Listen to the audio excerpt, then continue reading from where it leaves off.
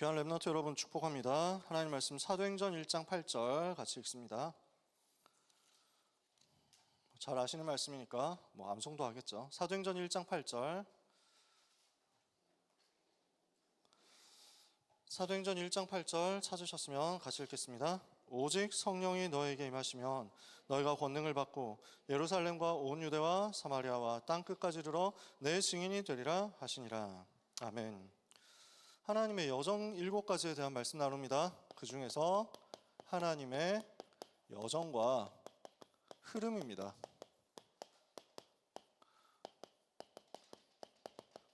현장에서 랩넌트들 만나고 또 성도님들 만나면 망대 여정 이정표가 뭔지 777 뭔지 궁금해하시는 분들 상당히 많이 만납니다.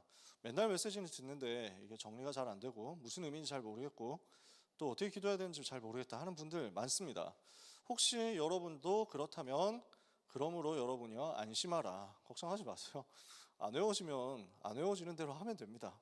크게 숫자를 외우는 거 중요한 게 아니고 그 안에 있는 단어 외우는 것도 중요한 게 아니거든요. 의미 알고 기도할 수 있으면 됩니다. 그러니까 777이라는 게 여러분이 기도할 수 있도록 도와주는 거지 여러분을 스트레스 받으라고 하는 게 아니거든요. 그래서 하나님이 주시는 말씀을 가지고 혼자 있을 때 편하게 기도할 수 있는 내용을 여러분의 것으로 세팅을 하면 됩니다. 망대라는 말을 종종 제가 설명을 하는 것 같아요. 이걸 우리가 한마디로 요약을 하면 성령 충만 받는 거죠. 성령의 충만함을 받고 권능을 받는 것이다. 이걸 망대라고 얘기할 수 있습니다. 그래서 하나님께서 나의 망대 되시거든요. 하나님께서 나를 지키고 계신다는 말이죠. 시편 121편 1절에서 8절에 내가 산을 향하여 눈을 들리라. 나의 도움이 어디서 올까? 나의 도움이 천지를 지으신 여호와에게서로다. 여호와는 너를 지키시는 자시라. 낮에 해가 너를 상하지 않고 밤에 달이 너를 해치지 못하도록 여호와께서 영원부터 영원까지 너의 출입을 지키실 것이다. 하나님이 지키신단 말이에요. 그래서 잠언 18장 10절에는 여호와의 이름은 견고한 망대라.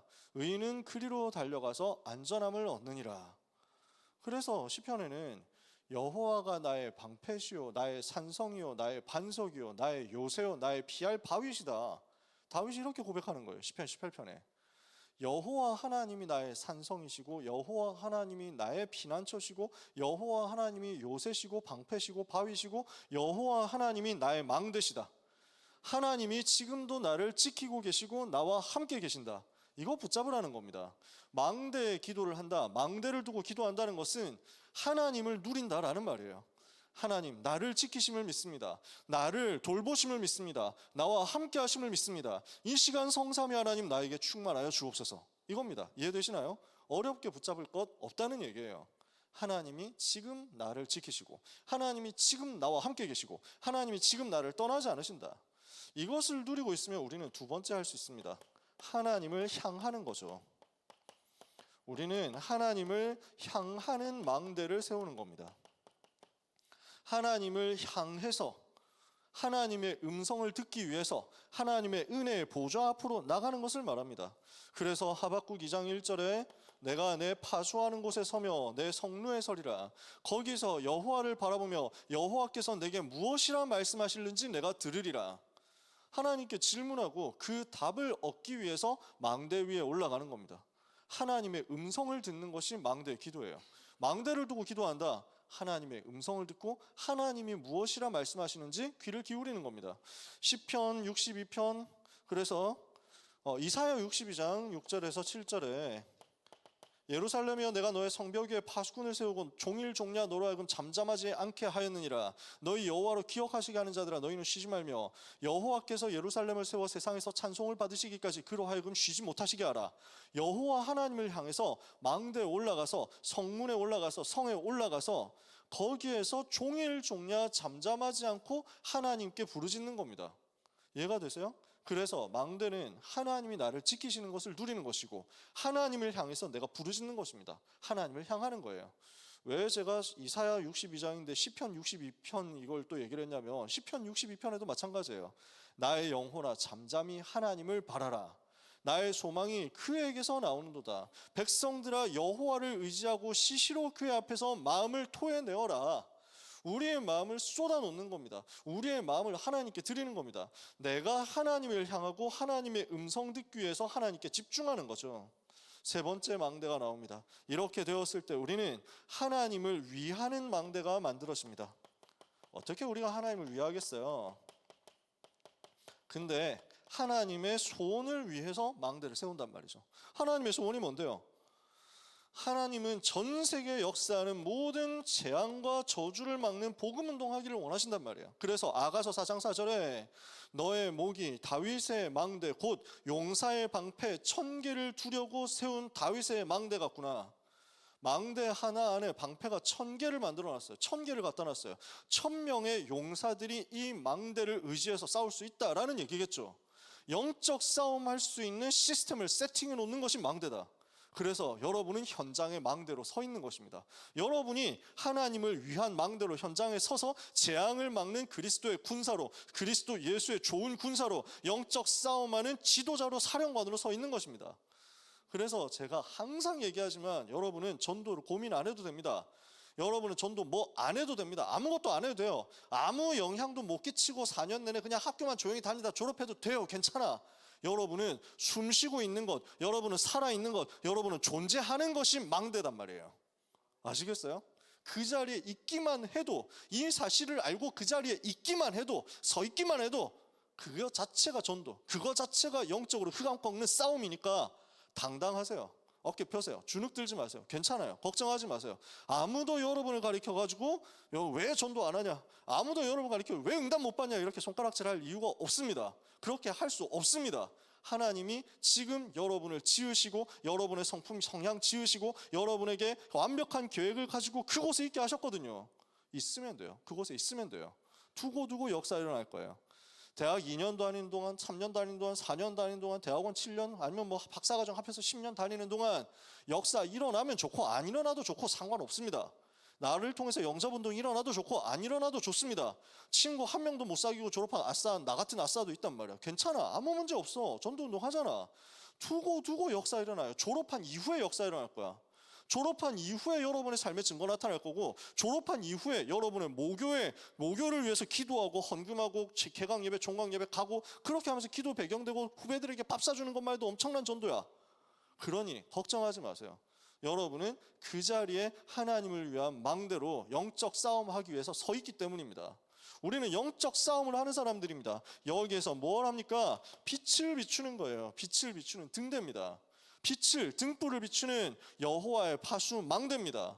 일어나라 빛을 발하라 이는 내 빛이 이르렀고 여호와의 영광이 내 위에 임하였습니다. 보라 어둠이 땅을 덮을 것이요 캄캄함이 만민을 가리려냐 오직 여호와께서 내 위에 임하실 것이요 그 영광이 너의 위에 나타나리니 열방은 너의 빛으로 왕들은 비추어지는 너의 광명으로 나오게 될 것이다. 여러분이 빛이기 때문에, 여러분 속에 있는 예수 생명의 빛이 여러분을 통해서 전달될 거기 때문에 염려하지 마라. 이건 누리는 게 망대입니다. 요건 누리는 게 망대 기도예요. 그래서 한마디로 요 모든 내용을 한마디로 표현하면 요거예요. 성령의 충만함을 받고 권능을 받는 것이다. 망대 7가지 외우면 좋은데 안 외워지면 성령 충만 달라고 하나만 기도하면 됩니다. 그러면 우리의 삶에는 여정이 시작됩니다. 어떤 여정이냐? 세계복음화로 가는 여정이죠. 우리의 여정은 뭡니까? 땅 끝까지 예수 그리스도의 증인으로 서는 겁니다. 하나님은 우리를 이것을 위해서 작정하셨고, 이것을 위해서 준비하셨고, 이것을 위해서 태어나서 자라게 하셨고, 이것을 위해서 공부하게 하셨고, 이것을 위해서 여러분이 대학에 가게 하셨습니다. 그러니까 우리의 여정 정해져 있습니다. 우리의 여정 어떻게 해야 되냐, 뭘 해야 되냐, 뭐 전공해야 되냐, 전과를 해야 되냐, 아니면 대학 새로 다녀야 되냐, 고민 안 해도 됩니다. 취업 어떻게 해야 되냐, 뭐 먹고 살아야 되냐, 무슨 일을 해야 되냐, 누굴 만나야 되냐, 걱정하지 마세요. 여정은 세계복음화입니다. 이것을 두고 하나님은 언제 그러면 어떻게 어디로 움직여야 되는지를 주십니다. 이정표예요. 그게 세계복음화 해야 되는데 어디로 가야 됩니까? 언제 움직여야 됩니까? 알게 하세요. 어디로 가는 거죠? 예루살렘에서 시작해서 온 유대로 가서 사마리아로 가서 그리고 땅 끝까지 가는 겁니다. 이렇게 해서 우리는 세계복음화 하러 가는 거예요. 그러니까 뭐죠? 망대 여정 이정표라는 건 사도행전 1장 8절이에요. 그냥 망대 여정 이정표 777을 여러분이 놓고 기도할 수 있으면 좋고, 777 안에 있는 내용들이 기억 안 나면 사도행전 1장 8절 두고 기도하시면 돼요. 하나님, 나에게 성령의 충만함과 권능을 주시옵소서. 그래서 예루살렘, 유대, 사마리아 땅 끝으로 가서 그래서 그리스도의 증인 되어서 세계복음화하게 하여 주옵소서. 오직 성령의 충만함을 주옵소서. 그래서 세계복음화할 수 있는 1천만 제자, 237, 5천 종족 살리 1천만 제자 세우게 하옵소서. 이 일을 위해서 이번 주에 내게 주신 강단의 말씀을 이정표로 붙잡고 인도받아 따라가게 하옵소서. 정식기도예요. 그게 정식기도예요. 어렵습니까? 안 어려워. 어렵게 하지 마세요. 여러분을 어렵게 만들고 여러분을 괴롭히고 여러분을 시험 들게 만들고 스트레스 받게 만들고 단어가 안 외워져 가지고 힘들고 숫자가 안 외워져 가지고 너무 어렵고 하려고 이런 개념을 만들어 놓은 게 아니에요. 여러분이 제일 편하고 쉽게 기도하라고. 아시겠습니까? 777은 여러분을 도와주는 거지 여러분을 괴롭히는 게 아니니까 염려하지 말고 그냥 간단하게 제일 쉽게 얘기해보자. 하나님, 나에게 성령 충만 주옵소서. 그래서 그리스도의 증인 되게 하옵소서. 땅끝까지 가는 말씀의 인도를 따라가게 하옵소서. 요렇게 777을 가지고 기도하고 있으면 요 부분을 매일매일 가장 편안하게 기도로 누리는 겁니다. 가장 쉽게 기도로 누려라. 그러면 여러분에게는 뭐가 오느냐면요, 하나님이 주시는 응답이 옵니다. 그런데 응답이 한 번 오고 끝나는 게 아니에요. 단회적, 일회적인 응답이 아니에요. 응답이 계속 옵니다. 응답이 쌓입니다. 응답들이 옵니다. 이해가 되세요? 한 번의 응답이 아니라 응답들로 오고 응답들이 계속 움직입니다. 요걸 보고 흐름이라고 합니다. 응답이 오는데 그 응답을 받다 보면은 또 다음 응답이 오고 또 다음 응답이 와요. 그래서 내가 뭘 하려고 한 게 아니라 기도하고 요 복음을 누리면서 기도하고 응답을 받고 또 다음 응답 받다 보니까 내가 그 응답을 따라가게 돼요. 그러고 보니까 내가 어느새 내가 하는 게 아니라 하나님이 하시는 흐름 속에서 신앙생활이 흘러가게 되는 거예요. 내가 억지로 흐르는 강물을 거꾸로 거슬러 오르는 연어들처럼 사는 게 아니야. 하나님이 주시는 평안한 흐름 속에서 내가 떠내려가는 거야. 그러면서 이 응답의 움직임, 흐름을 따라서 나는 어디로 가느냐? 자꾸 전진합니다. 앞으로 가게 돼 있어요. 이게 우리 신앙생활의 특징이에요. 이게 다락방 전도운동의 특징이에요. 다른 교단, 다른 교회, 다른 기독교 단체에 복음이 없냐? 아닙니다. 다 있어요. 모든 단체에 있다라고는 말 못하겠어요. 그건 내가 확인도 안 해봤지만 복음 없는 단체도 솔직히 많이 있거든요. 이제는 진짜 많아. 진짜 전혀 예수 안 믿는 인간들도 많아요. 예수님을 안 믿는 신학자들이 굉장히 많아요. 그거는 사실이니까 어쩔 수가 없어.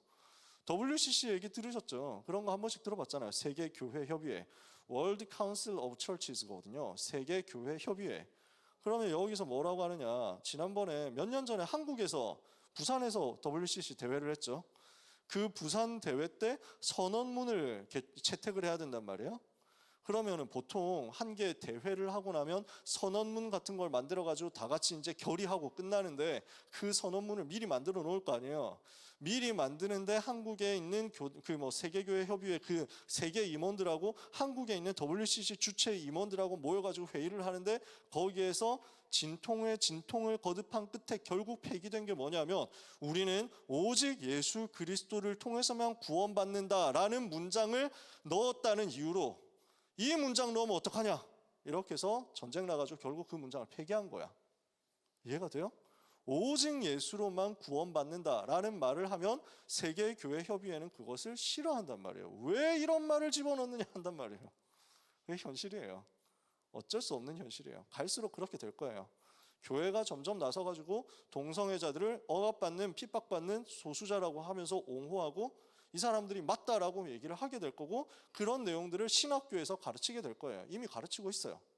신학교에서, 한국의 메이저 신학교에서 이제 동성애 옹호하고 동성애자들이 서클 만들고 이렇게 하면서 성경에 있는 내용 이건 잘못됐다라고 비난하고 비판해요. 그래서 여러분 신학교 갈 사람 있으면 어지간하면 밖에 신학교 안 가는 게 여러분의 정신 건강을 위해서 좋아요. 굳이 갈 이유가 없어요. 왜냐하면 이제 복음을 너무너무 말하지 않으니까. 감사하게도 그따위 신학교를 나왔는데도 불구하고 오직 예수라고 하는 전도자들이 또 있더라고. 진짜 감사하지. 근데 많은 사람들이 이미 변질되어 갑니다. 이따 나중에 나올 겁니다. 제가 하고 싶은 얘기는 뭐냐면 그래도 하나님이 택하신 사람들이 있고요. 그래도 복음 사랑하는 사람이 있고 그래도 오직 예수라고 하는 사람이 있기 때문에 하나님께서 은혜를 주시고 계십니다. 그래서 그 흐름 속에서 우리도 같이 가는 거고 그분들을 돕고 그분들을 섬기면서 같이 가는 겁니다. 우리만 복음이고 다락방만 복음이고 다락방만 세계복음한다라고 하면은 진짜 그건 이단이에요. 우리 다 같이 가는 거예요. 근데 특징은 있단 말이에요. 특징은.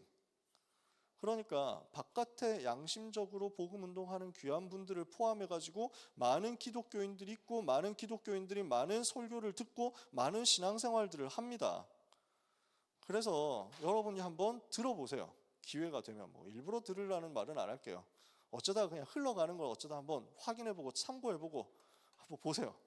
이번 주에 당국대 지교에 갔다가 내려오면서 일부러 죽전역까지 걸어갔거든. 한 30분 걸어갔거든. 중간에 굉장히 큰 교회가 있더라고. 검색하지 마세요. 어느 교회라고 내가 특정하고 싶지 않으니까. 예, 그래서 엄청 큰 교회인데 한번 궁금했거든. 아, 여기 있었구나 해가지고 일부러 들어가 봤어. 시간도 좀 있어가지고. 주보를 찾아가지고 딱 보니까 좀 당황했어요. 솔직히 이 목사님도 한국교회에서 굉장히 유명한 네임드 목사님이거든요. 굉장히 인정받는 목사님이에요. 그분을 비난하고 싶지는 않은데 그 주보, 그 책자로 되어 있는 큰 주보에 일면이 이제 그분의 칼럼인지 설교인지 모르겠어요. 쭉 썼는데 90%가 자기 자랑이시더라고요. 제가 좀 놀랐어요. 아, 제가 이렇게 뭐 배경도 없고 뭐 비주류 출신인데도 불구하고 이렇게 한국에서 교단 총회장이 되고 또 어디 협회장이 되고 무엇을 하게 되고 그 다음에 모교를 방문했더니 모교에 막 내가 졸업한 학교 딱 오랜만에 가봤더니 거기에 학교를 빛낸 동문이라고 사진 걸려 있는 거 보고 뭐 이렇게 해가지고 보니까 막 뭐 우리 학교에서 배출한 최고 인재다라고 하면서 막 나를 칭찬을 해주시고 축복해주시고 이렇게 하면서 이 모든 것이 하나님의 은혜입니다라고 하면서 하나님의 은혜라고는 하시는데 나는 아무리 봐도 자기 자랑이신 것 같더라고요. 이렇게 되었습니다라고 해놓고 제일 마지막에 그 세 줄을 딱 쓰셨는데 요즘 산불 때문에 고생하시는 분들 많으신데 위로 받으시기 바랍니다 하고 끝났어. 내가 되게 좀 당황했어요. 그래서 아니 이게 설교? 칼럼? 무엇이든지 간에 좀 이상하다? 이런 생각을 좀 했어요. 설교 제목 그러면서 막 교회 소개하는데 우리 목사님은 정확한 표현은 아니야. 대충 이런 식이야. 봄바람에 날려가는 민들레 씨앗처럼 목사님의 설교는 모든 지역에 이렇게 전달되면서 아름다운 열매를 맺어가고 있는 그런 교회입니다. 이렇게 해가지고 써 있더라고. 그래서 제 감성은 너무 좀 오글거리는 걸 싫어하거든요. 나 같으면 절대 못할 것 같아. 그렇게 여러분이 목사님 나오실 때 박수로 환영해 주시면 나는 그런 것도 싫어하잖아. 민망해가지고 부끄러우니까 참 굉장하시다라는 생각을 했어요. 설교 제목들이 설교 제목이 그분의 설교는 아니고 부목사님 설교고 아마 그 교회 설교들이 그런 것 같아. 다시 봄 이게 설교 제목이. 야, 그렇구나. 좋죠. 그럴 수 있습니다. 설교가 궁금합니다. 저도 까는 게 아니라 현장이 이렇다는 거예요. 그래서 가보면 많은 좋은 얘기들을 해주십니다. 그 다음에 그 좋은 얘기들을 하면서 영상으로 자료도 확 많이 보여줍니다. 여기서 튀어나오고 저기서 튀어나오고 합니다. 그렇게 하면서 성경 구절도 여러분은 늘 듣는 구절만 듣는 것 같죠? 거의 성경 구절 엄청 새로운 성경 구절 많이 나온다니까. 여러분은 늘 듣는 구절만 듣는다고 또 나온다라고 생각할지 모르지만 정작 솔직히 여러분 외워보라면 못 외우시잖아요. 그러니까 계속 하는 거지. 근데 일반적으로 많은 교회에서는요 진짜 이런 구절도 있었어? 하는 구절들 매주 새롭게 나와요. 그러니까 매주 설교가 새로워. 왜냐하면 일반 교단에서 신학교에서 설교학 시간에 기본적으로 가르칩니다. 똑같은 설교를 아무리 하고 싶어도 3년 안에는 하지 말라고 되어 있습니다. 3년 안에는 똑같은 설교를 하면 안 된다. 왜 3년이냐? 3년쯤 지나면 까먹는다고. 그러니까 이제 교회에서 어떤 식으로 하냐면 설교 가지고 다른 목사님 설교하고 비슷하게 하면은 표절이라고 해가지고 목사님 쫓아냅니다. 목사가 설교 표절을 했다면서 쫓아내요. 우리는 맨날 다 똑같은 설교, 다 비슷한 설교, 다 같은 내용 설교하는데 여기서는 말이죠. 심지어 자기가 그 목사님 본인이 몇 년 전에 했던 설교를 똑같이 했다고 표절이라고 쫓겨나. 이해 잘 안 되죠? 그만큼 늘 새로운 걸 해야 돼요. 그래서 처음에 그렇게 설교 들으면 되게 신선해요. 그리고 되게 재밌어요. 그리고 되게 감동도 돼요. 근데 특징이요. 다 그렇겠냐? 그건 모르겠어요. 근데 저도 옛날에 그랬어요. 매일 열심히 듣고 매일 새로운 걸 듣고 매일 최고로 많이 공부하고 하는데 와보면 제자리야. 항상 그 자리야. 그냥 그 상태야. 머물러 있는 거야. 앞으로 못 나가. 듣고 세고 해가지고 보면은 나는 그대로야. 다락방 전도 운동의 특징은요. 저는 우리 조직이나 우리 교단이나 우리 전도자들이 다 훌륭하고 최고고 너무 멋있고 너무 좋다 얘기를 하는 게 아니에요. 우리도 약점 얼마나 많이 있습니까? 우리가 부족한 점 얼마나 많이 있습니까? 갱신하고 회개해야죠. 근데 하나님께서 우리에게 은혜 주셨어요. 늘 똑같은 얘기, 예수는 그리스도 얘기만 듣는 것 같죠. 근데 우리는 계속 앞으로 가요. 마가다락방에서 시작해서 로마까지 가는 거예요. 자꾸 가. 전진하는 거예요.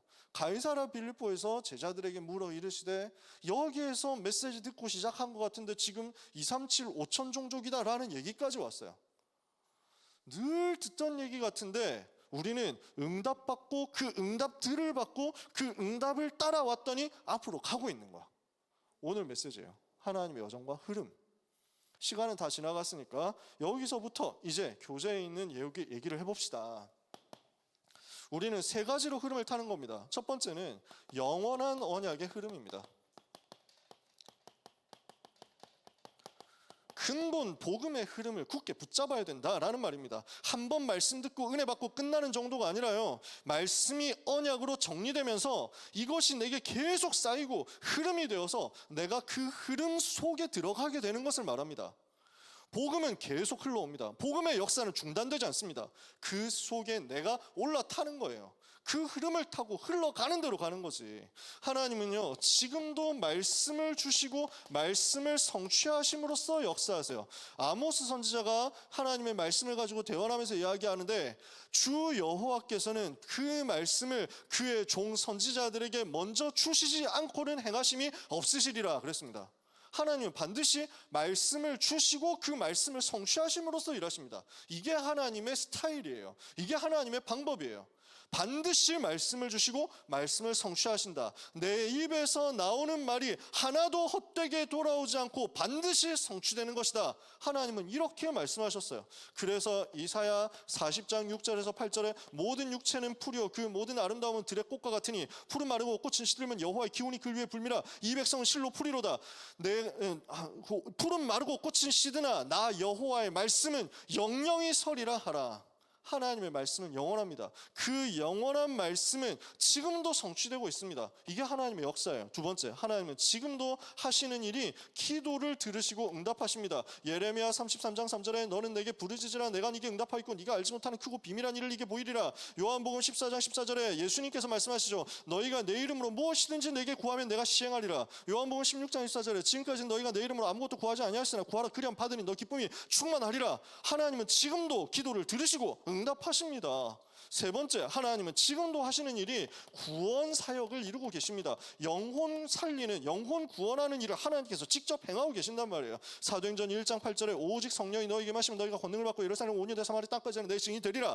하나님이 지금도 말씀 성취 기도 응답 구원 사역을 통해서 역사하시는데 어떻게 역사하시느냐? 쉬지 않으시고 역사하신다. 세상 모든 민족, 모든 나라, 모든 열방의 복음이 증거될 때까지 여호와는 쉬지 않으신다. 우리 하나님이 쉬지 않고 일하시고 쉬지 않고 역사하시는데, 그 역사하시는 요 말씀과 기도와 전도의 흐름 속에 내가 들어가는 겁니다. 에스겔 47장 1절에서 12절에 말씀 속으로, 하나님의 역사 속으로 들어간다. 성전 문지방에서 흘러나오는 말씀의 물이 흘러가는 모든 곳이 살아나는데, 그 말씀의 물이 처음에는 발목까지 옵니다. 근데 그게 점점 차올라서 무릎까지 오고 허리까지 오고 가슴까지 와가지고 드디어 마침내 내가 창이라여 건너진 능히 사람이 건너지 못할 강이 되어 그 강에서 헤엄치는 것이다. 이게 말씀이에요. 이게 말씀의 흐름이에요. 처음에는 말씀이 발목까지 오는 것 같습니다.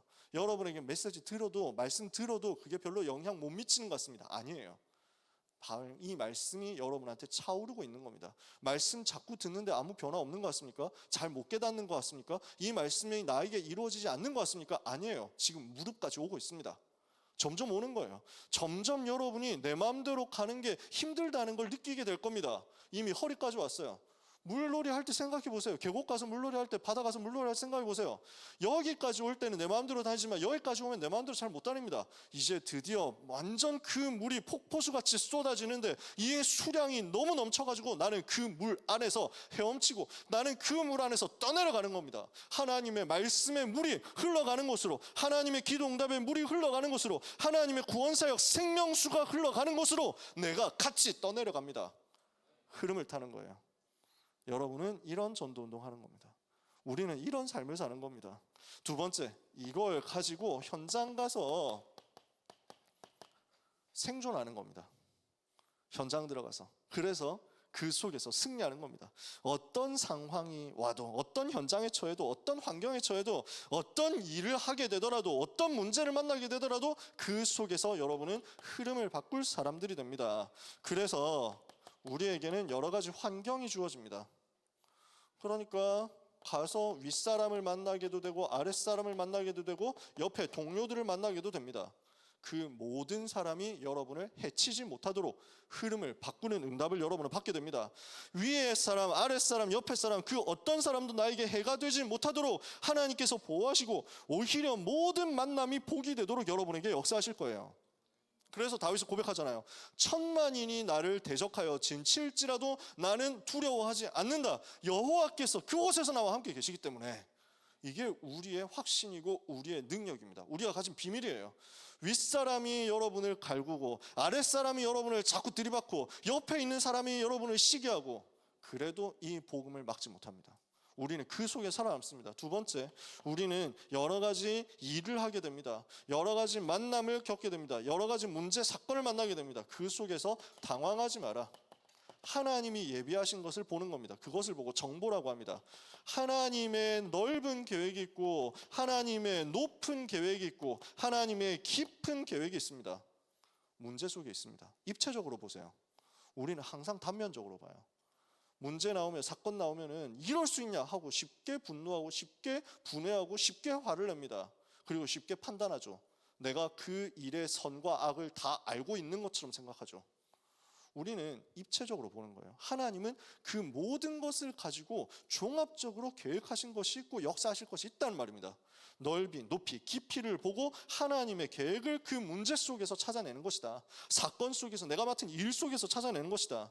그러면 나의 인생의 히스토리를 하나님께서 만들어 가십니다. 나의 과거가 나에게 전에는 상처였는데 이게 아니에요. 이제는 발판이에요. 나의 현재가 항상 염려였는데, 스트레스였는데, 이제는 하나님이 함께 하시는 비밀이에요. 나의 미래 늘 불안하고 두려웠는데 이제는 하나님께서 주시는 미래에 대한 비전으로 말미암아 확신으로 뒤집어져요. 과거, 현재, 미래가 완전 복음으로 변화되는 것이다. 절대로 나에게 이제 과거는 장애물이 되지 않습니다. 여러분의 과거가 여러분을 규정하고 제한하고 판단하는 근거가 되지 않아요. 여러분은 그리스도 안에서 과거 끝났고 그리스도 안에서 새로운 피조물 됐으니까요. 아시겠습니까? 고린도후서 5장 17절에 제가 말하는 거면 여러분 의심해야 되지만 하나님이 성경에서 말씀하신다니까요. 누구든지 그리스도 예수 안에 있으면 새로운 피조물이라, 이전 것은 지나갔으니 보라 새 것이 되었도다. 그래서 여러분들의 흑역사 있어도 하나님 앞에서 딱 내려놓고 하나님 바라보고 새로 시작하면 됩니다. 그래서 죄인도 새로 시작하는 게 이 복음이에요. 죄를 방치하고 새로 시작하는 게 아니라 회개하고 하나님 앞에 서면 우리도 같이 새로 시작하는 것이다. 죄인 아닌 사람은 어디 있습니까?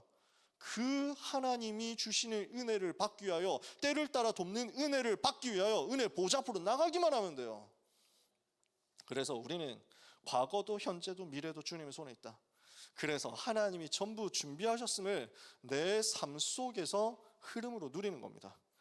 그러면서 중요한 큰 흐름을 보는 겁니다. 교회사의 흐름입니다. 이게 무슨 말이냐? 시대를 보는 눈이 열린단 말이에요. 그러면서 이 속에서 하나님이 나를 왜 이 시간표에, 이 시대에 여기에 불렀느냐, 이게 보이는 거예요. 거기에 대한 하나님의 의도, 하나님의 뜻, 하나님의 관심이 붙잡아지고 이것이 언약의 한으로 정리된다는 얘기예요.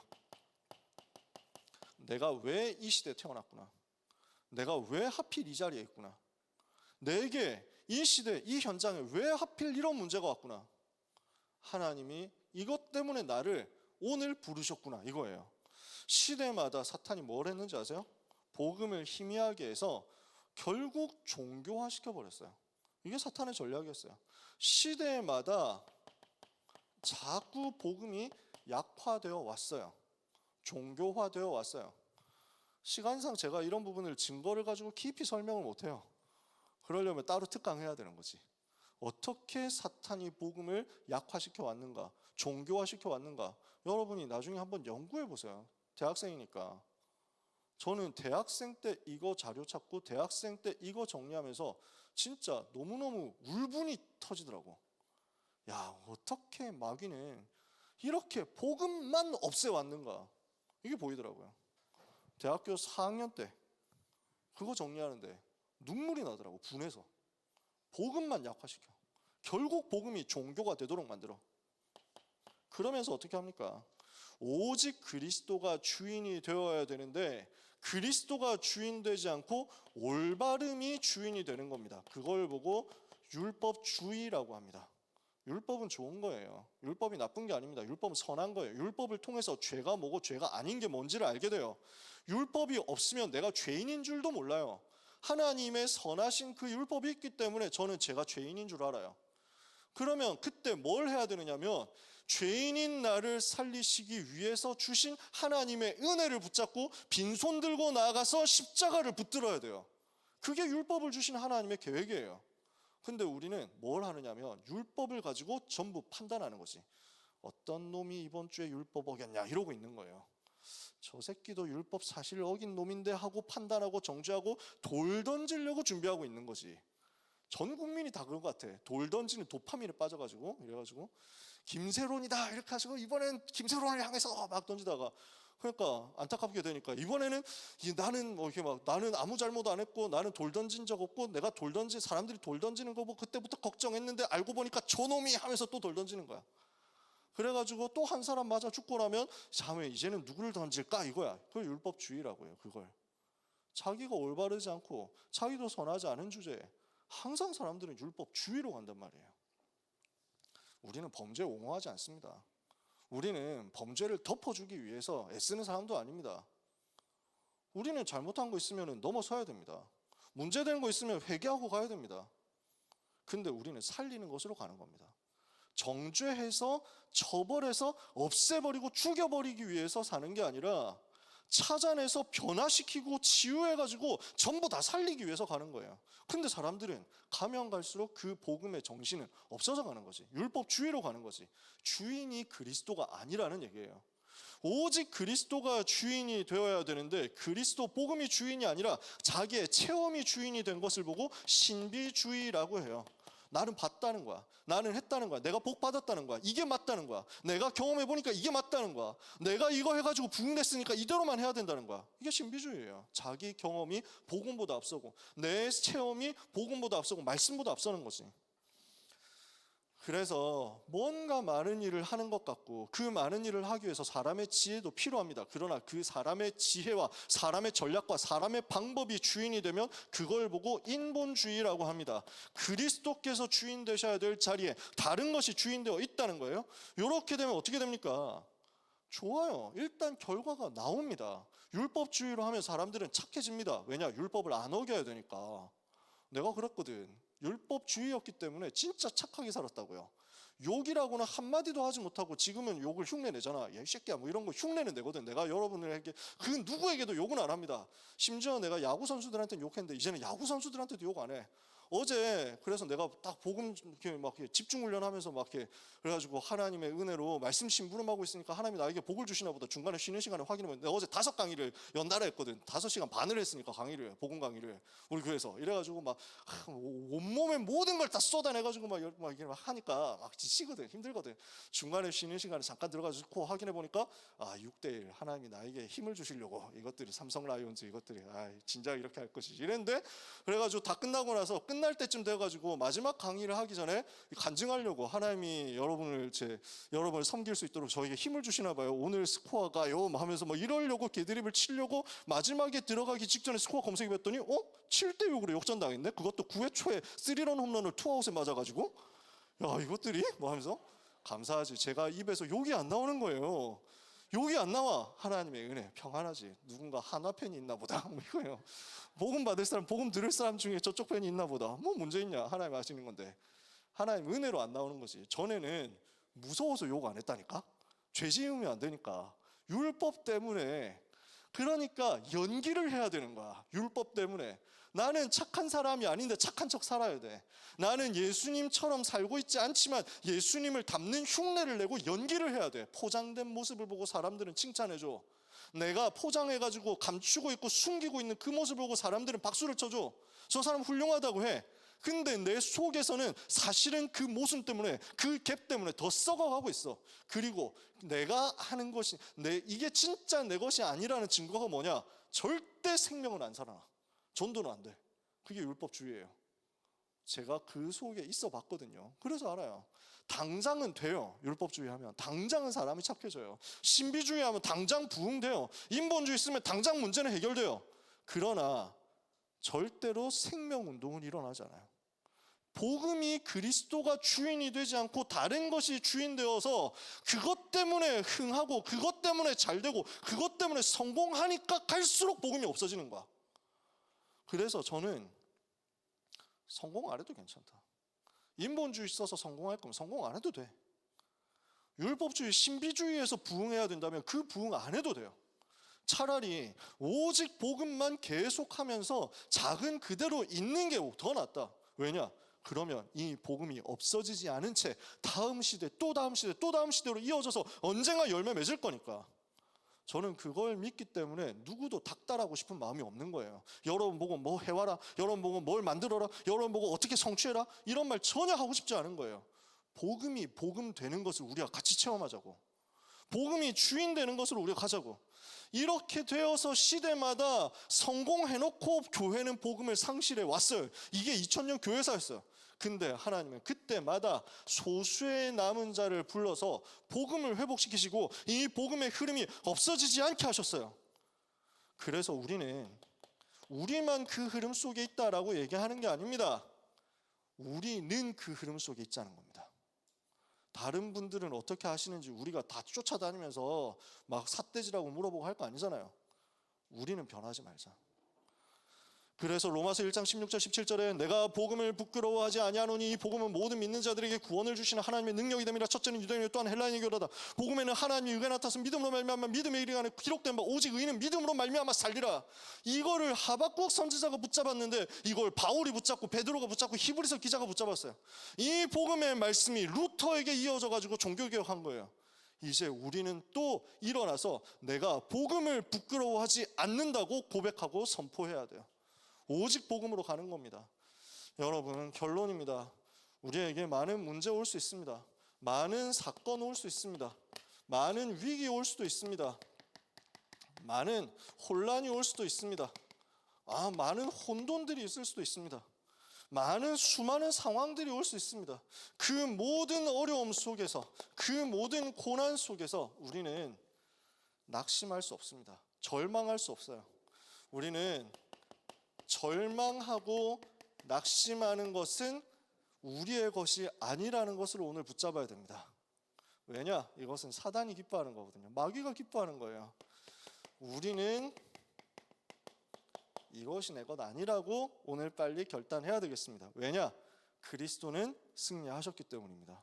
그리고 이 복음은 막히지 않기 때문입니다. 세계복음화는 절대로 막히지 않기 때문입니다. 복음을 막을 자는 없기 때문입니다. 그 누구도 그리스도를 대적할 자 없기 때문입니다. 승리하신 그리스도 이름을 넘어설 수 있는 건 없기 때문입니다. 고린도후서 11장 10절에 보니까요, 그리스도의 복음이 내게 있으니, 내 속에 있으니 이로써 내 자랑이 아가야에서 막히지 아니하리라. 내가 가진 복음에 대한 자랑을 막을 수 있는 것은 없다, 이거예요. 바울은 여기에 대해서는 확신 자부심이 있었어요. 디모데후서 2장 9절에 하나님의 복음은 매이지 아니하니라. 하나님의 말씀은 매이지 않습니다. 하나님의 말씀은 막히지 않습니다. 이 복음은 막히지 않습니다.